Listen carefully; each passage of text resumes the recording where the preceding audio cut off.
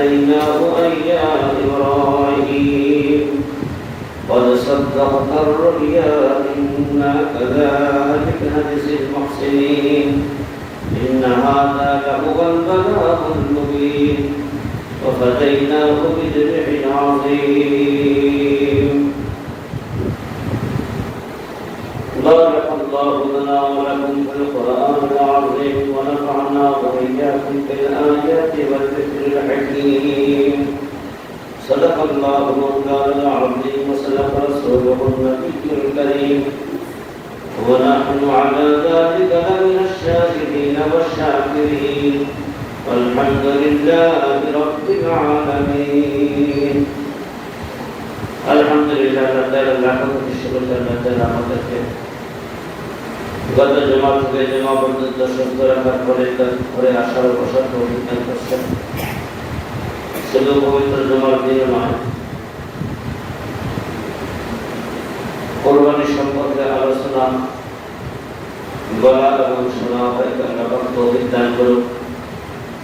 এই জন্য সকলের দিল থেকে শুকরিয়া দেয় আলহামদুলিল্লাহ। আল্লাহ পাকের মেহেরবানি আর দয়া যে আল্লাহ তাআলা আমাদেরকে রমজানের পরে বহুত বড় মুবারক মাস দান করছেন। মুসলমানদের দুইটা খুশি দিন থাকে, একটা হলো কোরবানির আর একটা হলো ঈদুল ফিতর ঈদুল আযহা। কোরবানির মাসের মধ্যে না, কোরবানির 10টা দিন আল্লাহ তাআলার কাছে প্রিয়।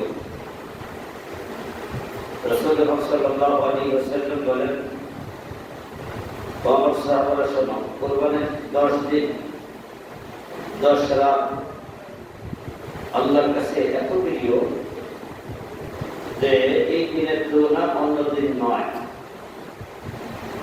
এক সাহাবী আরজ করছেন, ইয়া রাসূলুল্লাহ,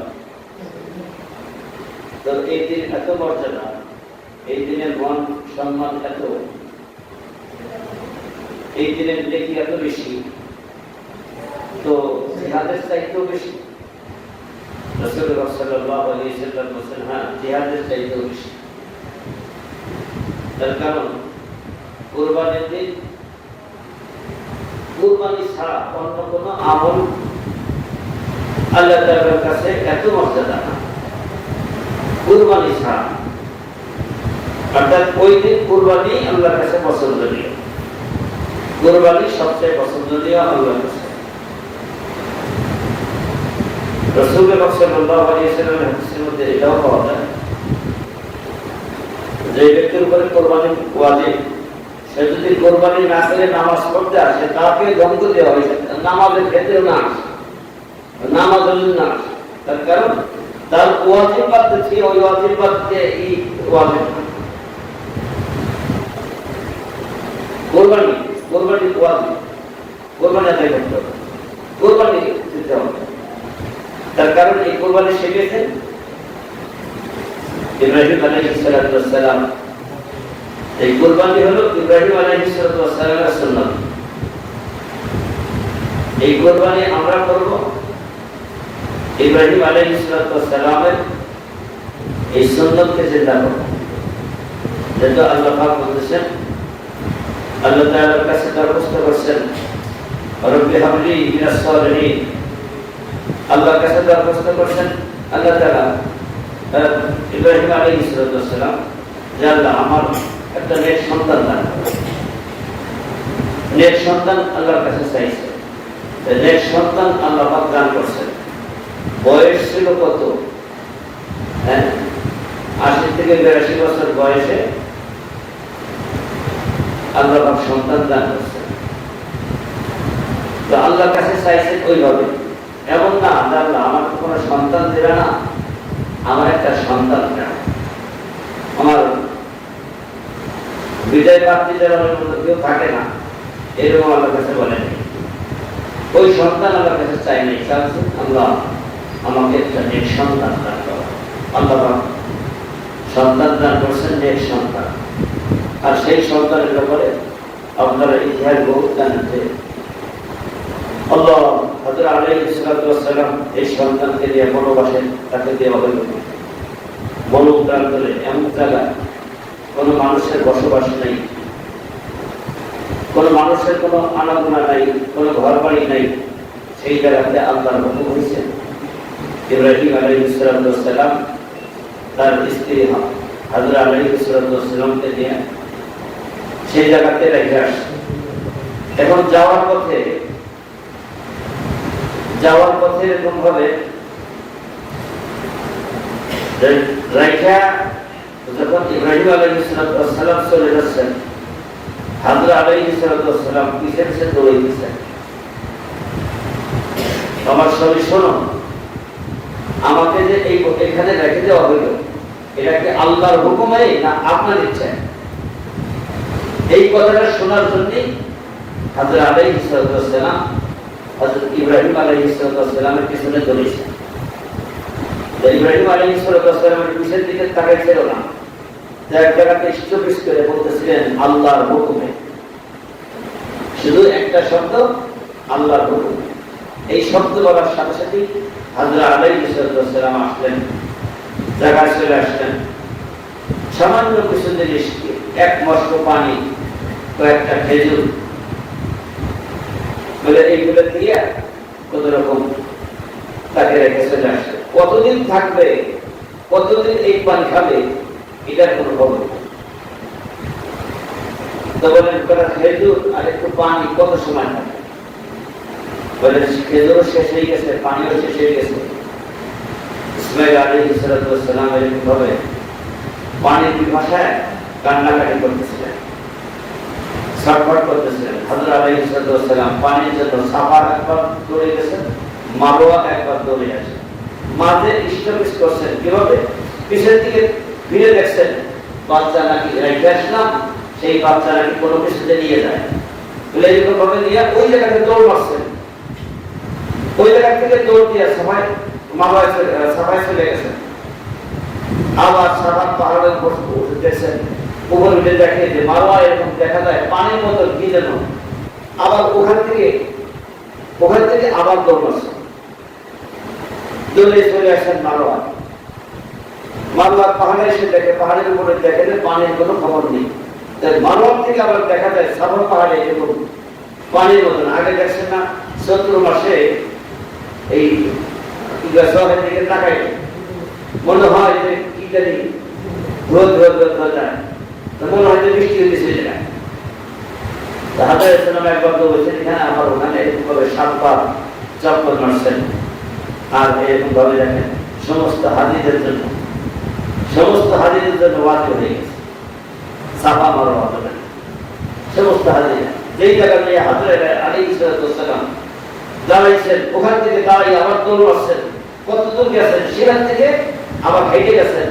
বলে যেখান থেকে দৌড় মারছেন স্টপেজ করছেন ওই পর্যন্ত দৌড়ানো সমস্ত হাজিদের, সবাই দৌড়াবে। আল্লাহু আকবার। তো যেমনটা করছেন ওইভাবেই পানির ব্যবস্থা আল্লাহ পাক করে দিয়েছেন। পানির ব্যবস্থা এরকম 7 বার চক্করের কারণে আল্লাহ পাক কবুল করছেন।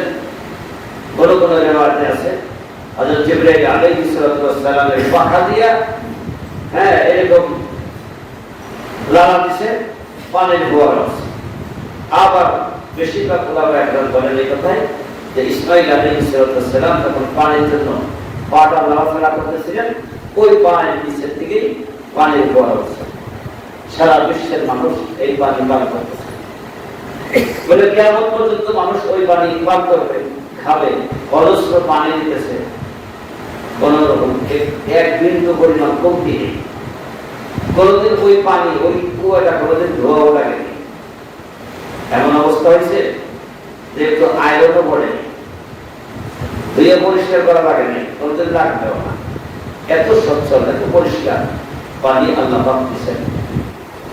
আল্লাহ ইসমাঈল আলাইহিস সালাম বড় হয়েছেন, তাকে জবাই করার জন্য আল্লাহ পাক হুকুম করেছেন। কত কিছু করছেন, স্বপ্নের বহুত ইতিহাস বলা ছোটবেলার সময় সাঁতারে দেন 14 বার হয়ে গেছে।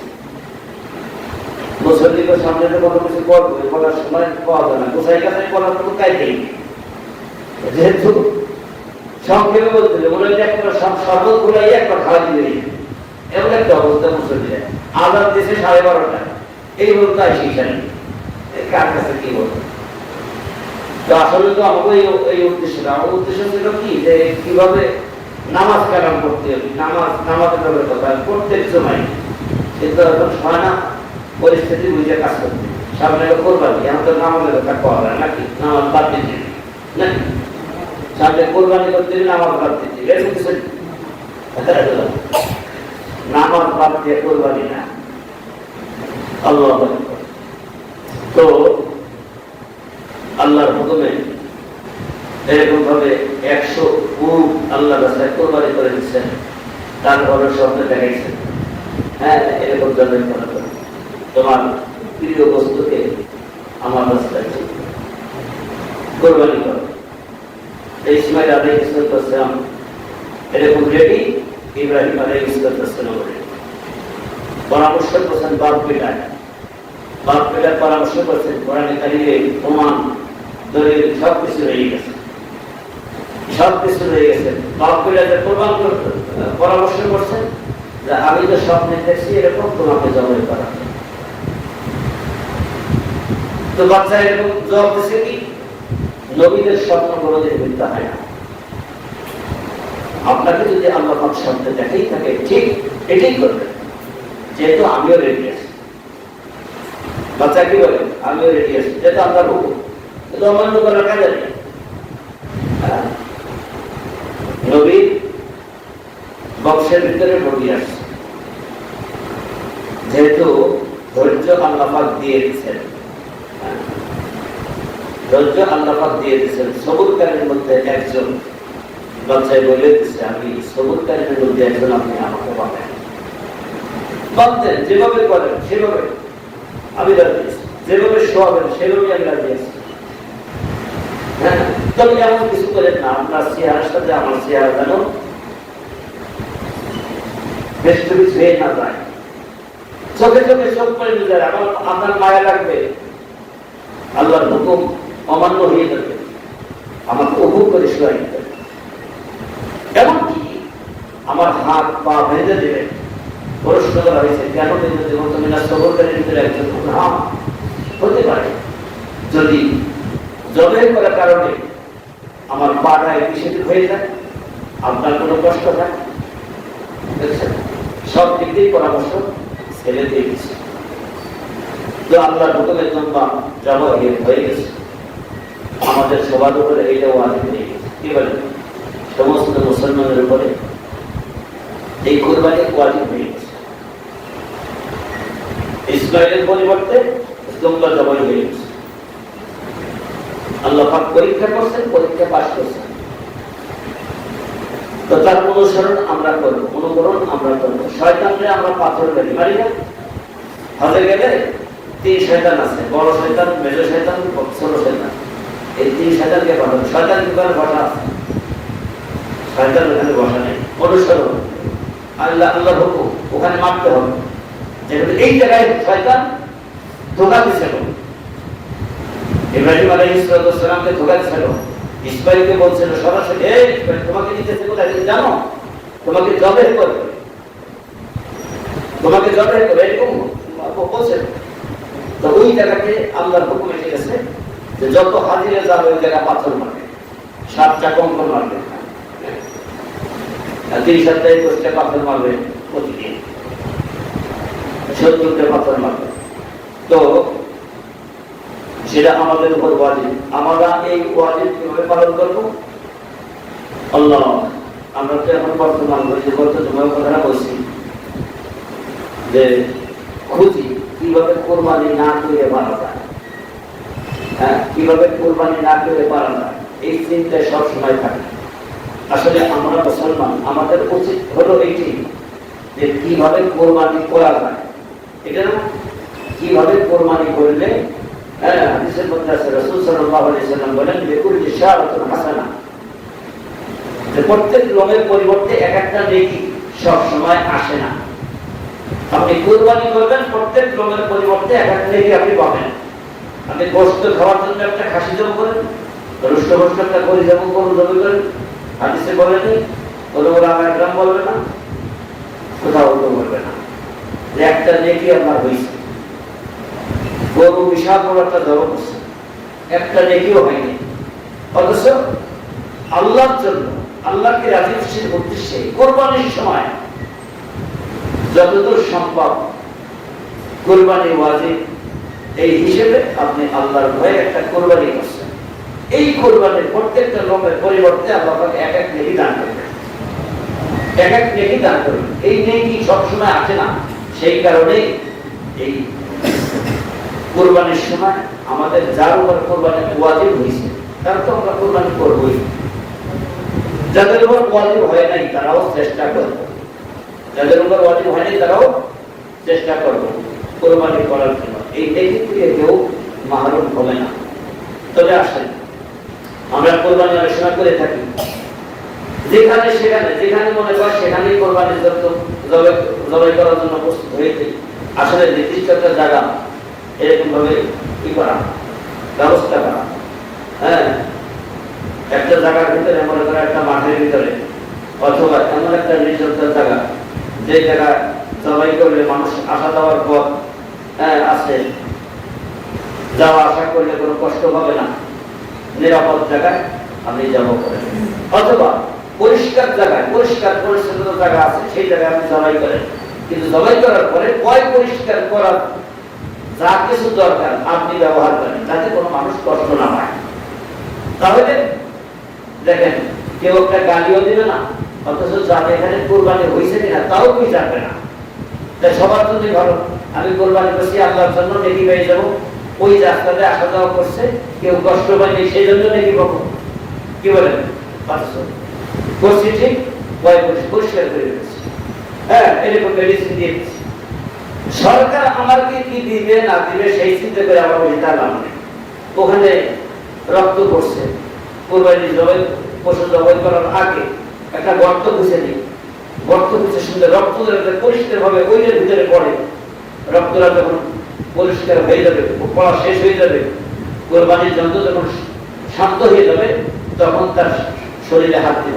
এর আগে হাত দেওয়ার চেষ্টা করবো না। অনেক করে কি জবাই করার সাথে রক কেটে দেয়, জবাই করার সাথে গরু ছাক পাড়তেছে, এদিক থেকে তার রক কেটে দেয়। এটা মাগরিব তাহরিমা বলা হয়েছে। এইভাবে কি করবেন না, খবরদার। এমনকি জবাই করার পরে এই যে ধরে কি বলে চাকুর আগা দিয়ে ঘোষা করা, এটাও জায়েজ নেই, এটাও করা যাবে না। এমন জায়গায় জবাই করা যে গোল দিয়ে একবারে পরিপূর্ণ ভাবে কেটে দেবে সুন্দর করে। একটু অপেক্ষা করেন, জবাই কিন্তু যেটা তাজা হয়ে আবার উঠে জোর দেবে না, একটু অপেক্ষা করতে হবে। আর সবচেয়ে বড় জিনিস হলো, যখন জবাই করবেন তার আগে আপনি যেই জিনিসটাতে জবাই করবেন সেইটা পরিষ্কার হবে, একবার সুন্দর ভাবে ধারালো হতে হবে। হ্যাঁ, ধারালো একটা পোতা জিনিস আছে, সমানের পর দেখলেন পোষার 10টা পোষ দিচ্ছে, তার প্রথম চামড়াটাই কাটে। হ্যাঁ, প্রথম চামড়াই কাটে না, এত শর্টকাট করবি, এটাতে কষ্ট দেওয়া ছাড়া কিছু না। এইভাবে কি জবাই করা যাবেন না। সূরা আগেতে বানানোর চেষ্টা করেন। এই হুজুর আসে নাই কেন, সূরাটা এই হুজুরের চিন্তা করেন না। তার কারণ আগে তো ছিল, আগে হুজুররা সূরা বানাইয়া রেখে দিত, কিন্তু গরু জবাইয়ের জন্য। এখন বর্তমান যে ক্ষমতায় আসে, যে ক্ষমতায় আসে হুজুর ইসিমতে সূরা পাওয়া গেছে, খবর হইলে হুজুর চিরাগারিতে সূরা পাওয়া গেছে। সূরাতে কি জানি পাওয়া গেছে সেই কথা কেউ জানে না। এই কোরবানির সময় গরু জবাইয়ের জন্য সবাই তো হইতো, হুজুরের কাছে তো হইতো, হুজুর সূরা জানতো। আর এখন হুজুরের রাখলেই সমস্যা, এই জন্য হুজুরের সূরা বানায় না। সূরা যার মতো বানাবেন গরু জবাইয়ের জন্য, মানুষ জবাইয়ের জন্য না। গরু জবাইয়ের জন্য সূরা বানাবেন, আর যার হিফাজতে রাখবেন, এবং ধারালো সূরা বানাবেন। কোরবানির আগেতে সুন্দর করে ধার করে নেবেন। হ্যাঁ, তো ধারালো জিনিস দিয়ে কোরবানি করা সবাই চেষ্টা করুন। করুন না সেটা আল্লাহ তাআলা সবাইকে তৌফিক দান করুন। আরেকটা হলো কি, যে কথা আমি আগে বলতেছিলাম, পয় পরিষ্কার লাইনে সরকারি ভাবে আদেশ করা হয়েছে। হ্যাঁ, এবং আমাদের পাবলিক দ্বারা আমরা চলে ফিরি, আসলে সরকার যা বলবে সেটাই আমরা করবো, তার কোনো মানে নেই। আমাদের তো একটা জ্ঞান বুদ্ধি আছে, কি বলেন? হ্যাঁ, সরকার বলছে পরিষ্কার করতে, আর আমি অপরিষ্কার করেছিলাম, এটা করবেন, কিন্তু হবে না। সরকার বলুক আর না, সরকারের দায়িত্ব সরকার বলছে, কিন্তু আমাদের দায়িত্ব পয় পরিষ্কার করা, কি বলেন? পয় পরিষ্কার করা। এই পয় পরিষ্কারও যদি হয়, সেদিকে আমরা লক্ষ্য রেখে আমরা কোরবানি করার চেষ্টা করবো। আগামী সময় কোরবানি কি জিনিস দিয়ে করবেন এবং কেমন জিনিস হতে হবে, কেমন জিনিস হইতে হবে, ভাগে কয়জন হলে ভালো হয়, বেজোর না জোর, এই সম্পর্কে আমাদের